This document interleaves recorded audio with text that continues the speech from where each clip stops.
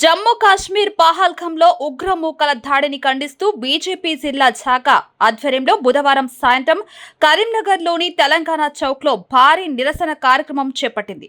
ఉగ్రమూకల దిష్టిబొమ్మను దహనం చేసి మృతుల కుటుంబాలకు ప్రగాఢ సానుభూతిని తెలియజేస్తూ క్యాండిల్ ర్యాలీ నిర్వహించారు.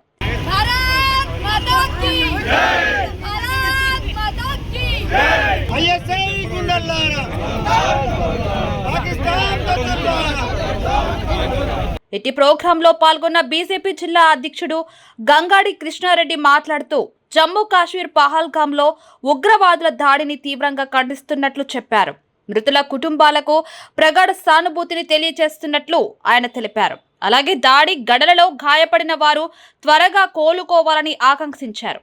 కుల మత ప్రాంత భేదాలు లేకుండా అన్నతమ్ముల్లా కలిసి మెలిసి బతుకుతున్న భారతదేశంలో మతం పేరుతో ఉగ్రమూకల మారణ హోమం సృష్టించాలనుకోవడం అవివేకమన్నారు. పర్యాటకులను సామాన్య ప్రజలను చుట్టుముట్టి ఆటవికంగా హత్య చేసి గెలిచామనుకోవడం పిరికి పందల చర్యగా అభివర్ణించారు. ఉగ్రమూకల దాడిలో ఆగిన ఊపిరి ప్రతి భారతీయుల్లోనూ ఉద్రేకాన్ని రగిలించిందన్నారు. ప్రశాంతంగా ఉన్న జమ్మూ కాశ్మీర్లో మతం ముసుగులో దాడి చేసిన మతోన్మాద ఉగ్రవాదుల చర్యలను దాడిని ప్రపంచ దేశాలు ముక్త కంఠంతో ఖండిస్తున్నాయని చెప్పారు.